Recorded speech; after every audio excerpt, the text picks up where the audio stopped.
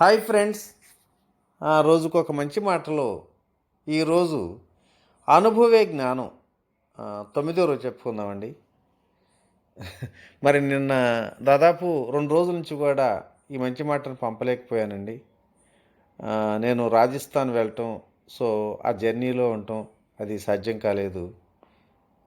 ఈరోజు దీన్ని ఇక్కడి నుంచి కంటిన్యూ చేసుకుందాం.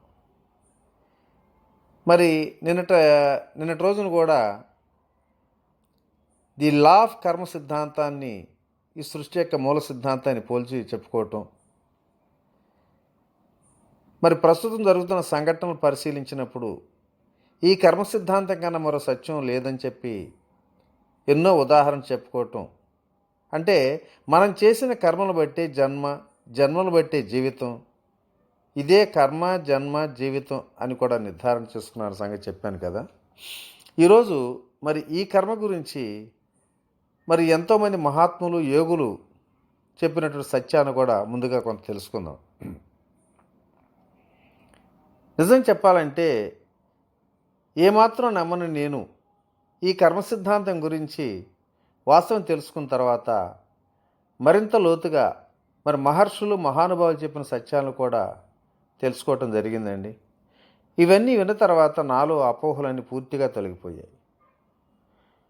మరి దీని గురించి మహానుభావులు ఏం చెప్తున్నారో కొంత తెలుసుకుందాం.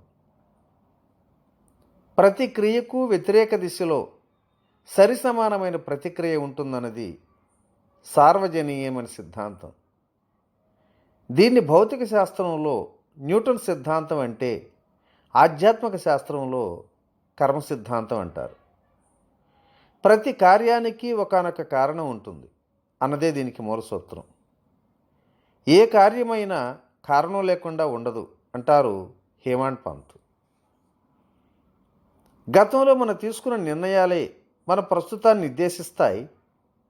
అలాగే మనం ఇప్పుడు తీసుకున్న నిర్ణయమే మన భవిష్యత్తును నిర్దేశిస్తుంది.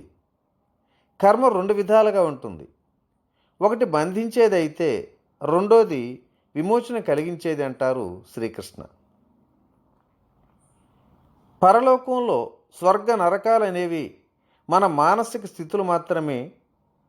వీటిని ప్రదేశాలుగా భావించకూడదు. స్వర్గ నరకాలు రెండూ కూడా సుఖదుఖాలని ద్వంద్వాలకు లోబడి బంధించే స్థితులు మాత్రమే.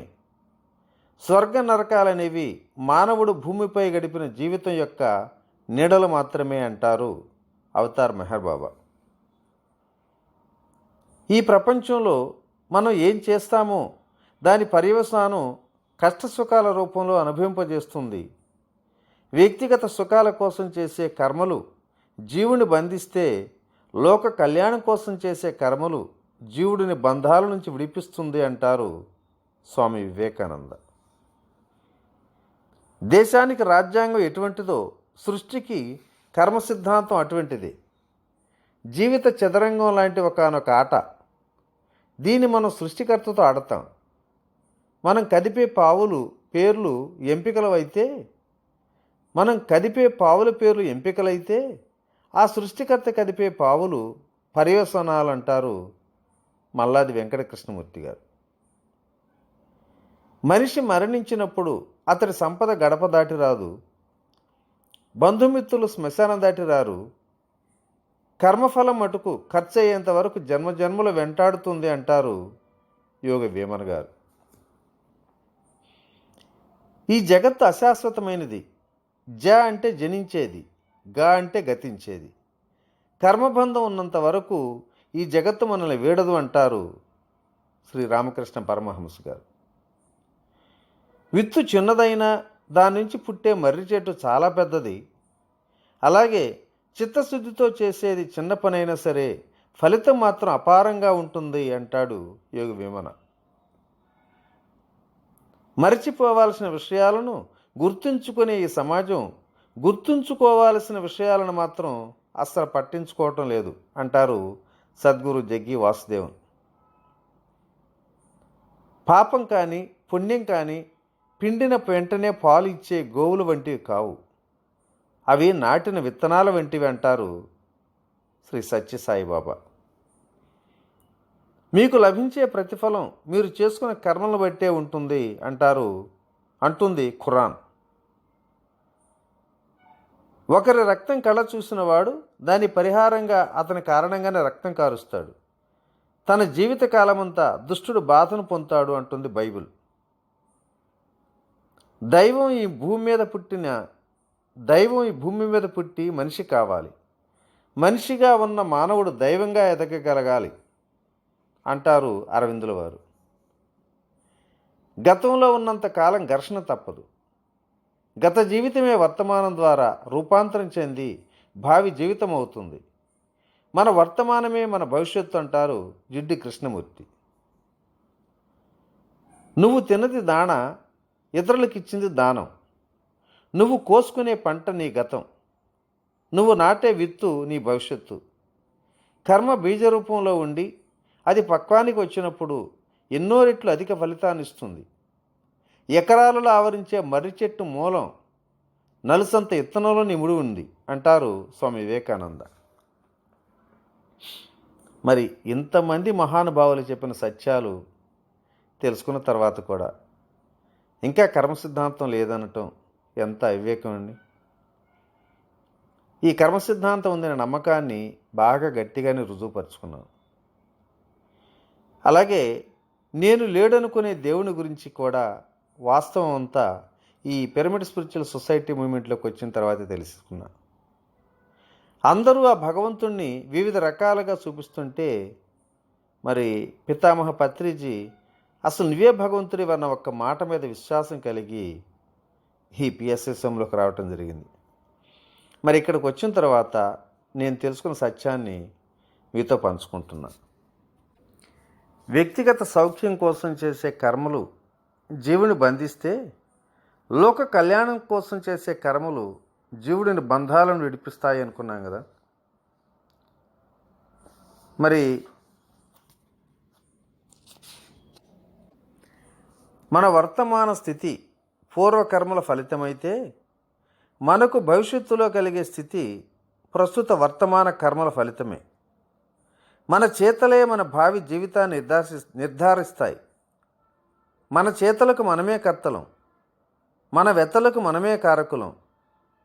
వర్తమానం అన్నది భూతకాలపు ఫలితం, మరి భవిష్యత్తుకు కారణభూతం అంటారు స్వామి వివేకానంద గారు. మన నుదుటి వాత విధాత వ్రాస్తాడు అనటం వ్యర్థపు మాటేనండి. మన కర్మల ద్వారా మన నుదుటి వ్రాత మనమే వ్రాసుకుంటున్నాం. దీన్ని వ్రాత కొలది గాని వరమీడు దైవంబు, చేత కొలది గాని వ్రాత రాదు అంటారు యోగి వేమన. ఓ క్షణంలో చేసిన కర్మలు కొన్ని జన్మల దాకా అనుభవిస్తే కాని పోవు. చెడు పనులు నవ్వుతూ చేస్తే వాటి ఫలితాలను ఏడుస్తూ అనుభవించాల్సిందే. మన శరీరాలే మన జీవిత చరిత్రలు, వాటికి వచ్చే రోగాలే మన చర్యలను బహిర్గతం చేసే మన ఆటోబయోగ్రఫీలు. కర్మ కారణంగా వచ్చే వ్యాధులు బాధలు ఔషధాలకు ఏమాత్రం కూడా లొంగవు కూడా. పుణ్యకర్మలతో గతంలో చేసిన పాపకర్మలు క్షమైపోవు. ప్రతి వ్యక్తి తాను చేసిన పుణ్యకర్మలకు పాపకర్మలకు ఫలితాలను విడివిడిగా తీరాల్సిందే. ఒకదాన్ని బట్టి మరొకటి రద్దు చేయటం అనేది అసలు శాస్త్రమే లేదు. జ్ఞానుల శరీర వ్యవహారాలు వారి వారి పూర్వ కర్మానుసారం జరుగుతాయి. వారికి ప్రారంధ కర్మలు భారం కావు. జ్ఞానాగ్ని చేత సంచిత ఆగామి కర్మలు రద్దు చేయవచ్చు, కానీ ప్రారంధ కర్మలు ఎంతటి వారైనా అనుభవించాల్సిందే అంటుంది వివేక చూడమని. కర్మ సిద్ధాంతం వ్యక్తులకే కాకుండా దేశాలకు జాతులకు కూడా వర్తిస్తుంది. మానవులందరికీ ఉన్నట్లే మానవ జాతికి కూడా విధివ్రాత ఉంటుంది. మనుషులలాగే దేశాలు కూడా తమ విధివ్రాతలను తప్పించుకోలేవంటారు స్వామి వివేకానంద.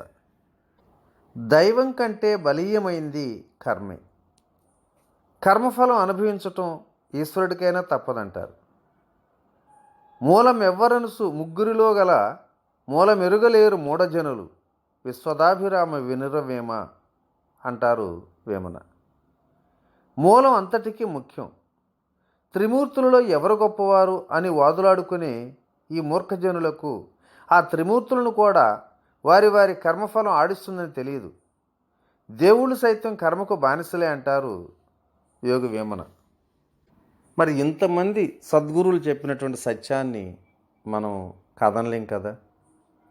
సద్గురువుల బోధనా విధానం చాలా విచిత్రంగాను విలక్షణంగాను ఉంటుందండి.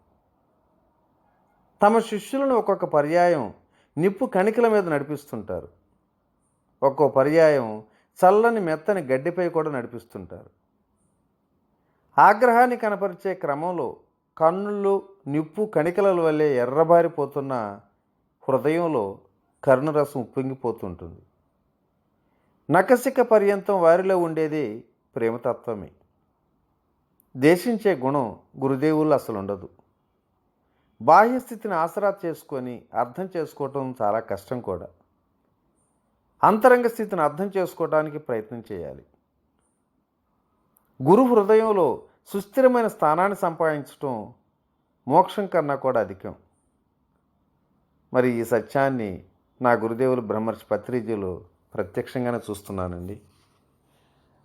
ఓకే మాస్టర్స్, మరి ఇంతమంది మహానుభావులు చెప్పినటువంటి ఈ కర్మ సిద్ధాంతాన్ని గురించి రేపటి రోజుల్లో అసలు కర్మ అంటే ఏమిటి, ఆ కర్మ ఎన్ని విధాలుగా ఉంటుంది, మన ముక్తి మోక్షం అంటే ఏమిటి, ఈ విషయాలన్నీ కూడా చాలా విపులంగా వివరంగా తెలుసుకోవడం ప్రయత్నం చేద్దాం. Okay okay masters. ఇట్లు మీ రామిరెడ్డి మానసరావు. Thank you.